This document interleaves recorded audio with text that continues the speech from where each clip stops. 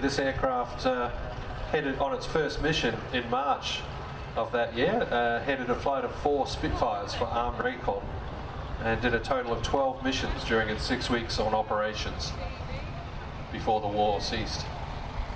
The aircraft is maintained down there at Temora, and it was actually fitted with ejector type exhausts, like very much similar to the ones on the Mustang. But the museum undertook some research and actually found a photo of this aircraft with the flared exhausts that are more typical, so had a new set manufactured. So what you see is what this aircraft looked like and what it flew like during the Second World War with 453 Squadron RAAF.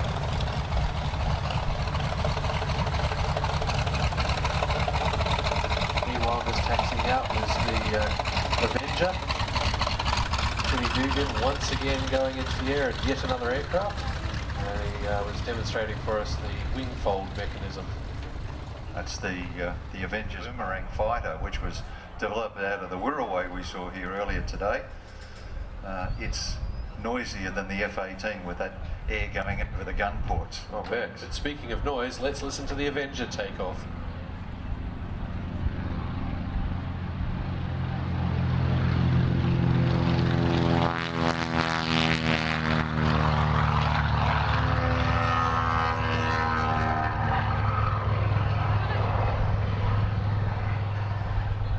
This is the heaviest single-engined aircraft produced during the Second World War.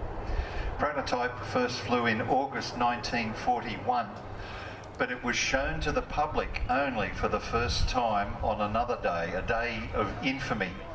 The 7th of December 1941, it was publicly displayed for the first time on the east coast of the United States. And only a few hours later, the Japanese hit Pearl Harbor, and the attack guns. It's about 9,000 of these produced, or nearly 10,000. And they operated right the way across the Pacific and also in the Atlantic.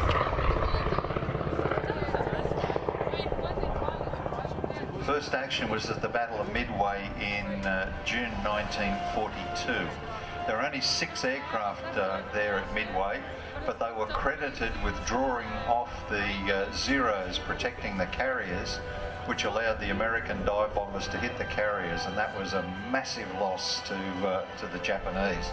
Really inflicted a considerable amount of damage. And the Battle of Midway was the first ever battle, a naval battle, where the ships never saw each other. It was all done by aircraft. August 1942, in the Battle of the East Solomons, Avengers from the Saratoga and the Enterprise sank the Japanese carrier Ryujo. And shortly after that, Navy and Marines Avengers sank the Japanese battleship Hiei. Now, Ando, as many of our sharp-eyed public people here will have noticed, there's a few arrows on this. One's on the wing pointing forward, one's on the tail pointing up. Now, I do know that they do not mean this way forward and this way up. What are they for, mate? No, this is the carrier air group markings that were developed. You can imagine when there was a task force, you might have 2, 3, 4 major carriers and a lot of subsidiary carriers. Trying to find your carrier was made difficult. So what they did is they developed these markings.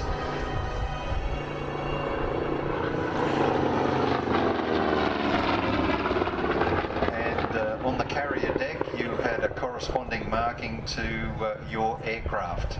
In this particular case, this is the USS Bunker Hill. Other markings included checkerboards or an all-white tail or broad arrows, bow ties, that sort of thing. But it designated what aircraft carrier you had to land on.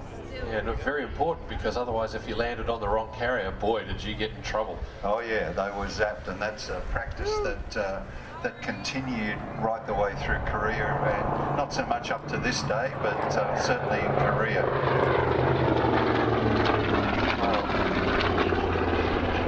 You see the bomb bay doors open there. Could carry up to 2,000 pounds of bombs or a single 2,000 pound Mark 13 torpedo. Two forward firing 50 caliber machine guns and a 30 caliber in the turret at the very end of that glass house, and another 30 caliber under the fuselage. You can just see behind the bomb bay area. Could also be fitted with air-to-ground rockets.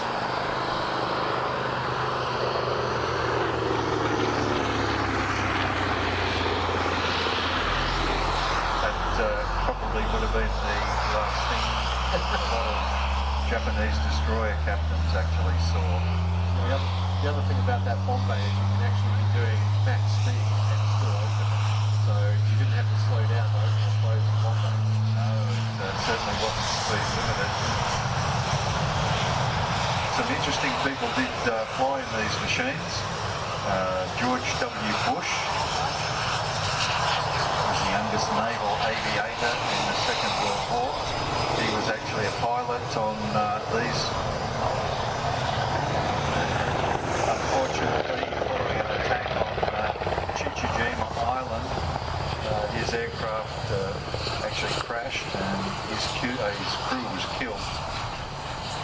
Another person, Al Deer, grew up in Westport, and my grandmother knew him because my father's family's from Westport. She said one day she was walking to school past his front gate, and he was home unwell and was spitting on the kids to give them what he had. So, a bit of a character from way back, apparently. now you can hear that hawk has just started up down there.